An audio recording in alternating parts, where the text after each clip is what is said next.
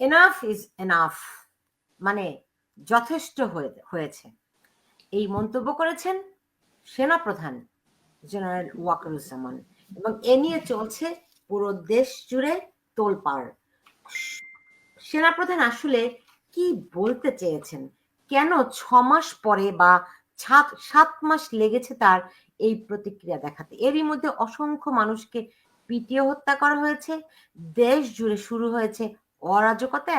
অরাজকতা একটা একটা বিচ্ছিরি পরিস্থিতি, কারো কোথাও কোনো নিরাপত্তা নেই। অথচ 5ই আগস্ট যখন শেখ হাসিনা ভারতে চলে যান, তখন তিনি যখন জাতির উদ্দেশ্যে প্রথম ভাষণ দিয়েছিলেন, তিনি বলেছিলেন দেশের দায়িত্ব তার। কিন্তু গত 7 মাসে বাংলাদেশের মানুষ সেনাবাহিনীর তেমন কোনো ভূমিকা দেখেনি, এক্সেপ্ট নীরব দর্শকের ভূমিকা পালন করা ছাড়া। তাদের চোখের সামনে ধানমন্ডির 32 নম্বর ভাঙা হয়েছে, তাদের সামনে অসংখ্য মানুষকে পিটিয়ে মারা হয়েছে, এমনকি সবশেষ কক্সবাজারে তাদের সদস্যরা, বাহিনীর সদস্যরা আক্রমণের শিকার হয়েছেন। আজকে এই 7 মাস পরে সেনাপ্রধানের কোন প্রেক্ষিতে, কিসের ভিত্তিতে, কোন বোধোদয়ের কারণে তার মনে হয়েছে এনাফ ইজ এনাফ? সেই সঙ্গে আরো কতগুলো প্রশ্ন এসেছে।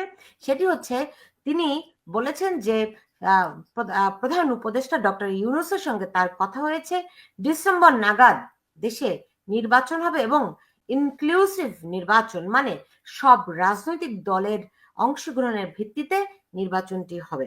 এক্ষেত্রে তিনি প্রোটোকল অনুযায়ী মাননীয় প্রধান উপদেষ্টা তার বলার দরকার ছিল, কিংবা তার বলার দরকার ছিল প্রধান উপদেষ্টা, কিন্তু তিনি এই কোন রকম বিশেষণ কিংবা প্রোটোকলের তিনি কোনো ধার ধারেননি। তিনি সরাসরি মন্তব্য করেছেন ডক্টর ইউনূসের সঙ্গে তার কথা হয়েছে।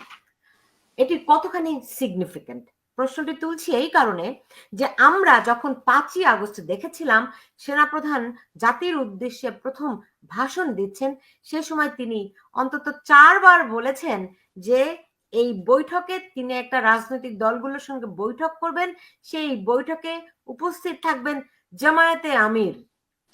4 বার তিনি এই শব্দটি উচ্চারণ করেছেন, 4 বার। প্রথম কোন রাজনৈতিক দলের নাম হিসেবে তিনি জামাতের কথাই বলেছিলেন, যদি আপনারা ভুলে যে না থাকেন।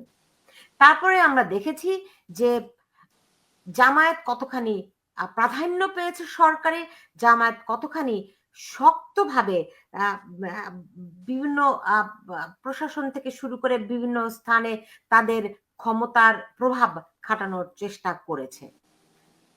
যখন শেখ হাসিনা ভারতে চলে যান এবং সেনাপ্রধান জাতিকে আশ্বস্ত করে বলেন তিনি দেশের দায়িত্ব গ্রহণ করছেন, সবার নিরাপত্তা দেখার দায়িত্ব তার, সেই ঘোষণার সঙ্গে জামাতে ইসলাম, যেই রাজনৈতিক দলটি তখনও বাংলাদেশের আইন অনুযায়ী নিষিদ্ধ, তাদেরকে সেনাপ্রধান ডেকেছিলেন বৈঠক করার জন্য, দেশের ভবিষ্যতের রাজনৈতিক ব্যবস্থা কি হবে সেটা নিয়ে আলাপ করার জন্য।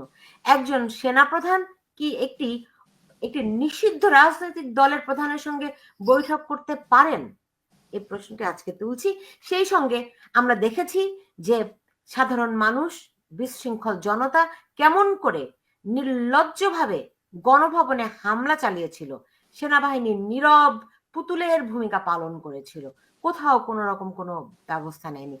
আজ কেন সেনাপ্রধান বলছেন এনাফ ইজ এনাফ?